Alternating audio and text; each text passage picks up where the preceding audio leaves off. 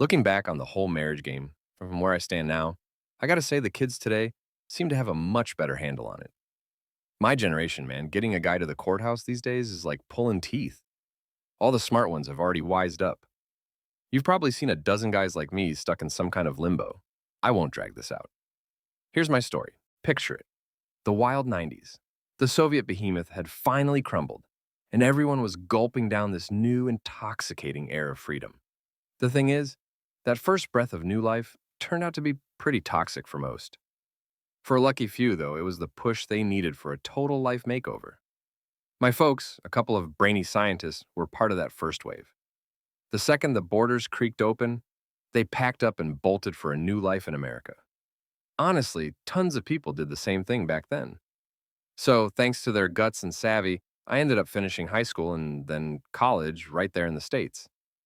And hey, I did all right for myself. I got to a point where I knew, financially speaking, I could swing a mortgage and support a family, the whole 9 yards. But man, the dating scene just wasn't clicking. Even though the USA was home, I just couldn't get on the same wavelength as the women there.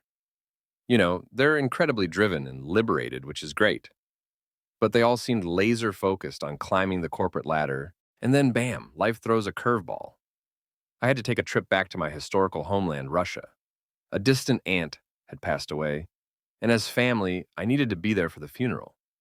Plus, there was a small inheritance to sort out.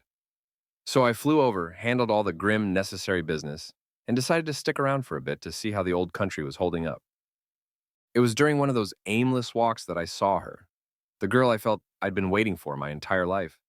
She was the whole package.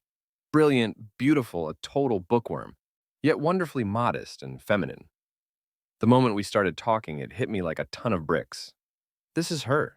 She's the one. I don't need to look any further. What followed was a whirlwind romance, the kind that just sweeps you off your feet. She introduced me to her parents, who, believe it or not, were just the warmest, kindest people. And for the first time in God knows how long, I felt that deep, unshakable sense of being truly home. But when my return ticket started looming, my gut just sank. How could I possibly leave her? We made a pact right then and there. I would do whatever it took to bring her over to live with me. The thought of life without her, just plain unbearable. Sure, we were texting constantly, but that's a sorry substitute for having the person you love right there beside you. The second I got back, Oksana marched down to the embassy and applied for a US visa. Denied.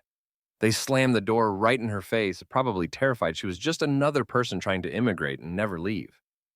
Suddenly, I was staring down a hell of a choice. Either give up on the love of my life or go the fiancé visa route, which meant we'd have to get married within 90 days of her arrival, just like US law demands. I went with option B, and just like that, Oksana was on a plane heading my way. We were married a month later, and a year after that, our son Robert was born. 3 years later, our daughter Sylvia joined the party, and I finally bought that house. The whole shebang. 2 stories, a cozy fireplace, and a backyard with a barbecue pit. The American dream, right? Live and be happy, they say. Well, that's when the other shoe dropped. I discovered that my lovely homemaker wife was cheating on me. She'd found someone else, a guy who would swing by for visits while I was at work, and the kids were off at school. I stumbled onto it by pure chance, looking at her phone. She'd ducked into the bathroom, and the thing just started blowing up with messages. I thought, geez, who's so desperate to reach her? And there it was. Some dude laying it on thick, showering my wife with compliments and asking if they were on for tomorrow. Just as I was reading this, Oksana walked back into the kitchen. I held up the phone and just asked, "What the hell is this? Who is this guy?" What I got back wasn't an answer, but a full-blown meltdown. And just like that, the tables were turned. And somehow it was all my fault. Because I don't understand her. Because I don't pay her enough attention. Because I'm cold and insensitive. Her new guy, of course, was the poster boy for tenderness and affection. So, there you have it. It was my fault she was cheating. Somehow, I dredged up the strength to sit down and actually talk it through. It was rough, but we made a deal. She would cut this guy off completely. She swore up and down that she never really wanted to cheat. We agreed to go to a marriage counselor to try and salvage what was left. And what did the shrink uncover? That she sees me as a total mama's boy.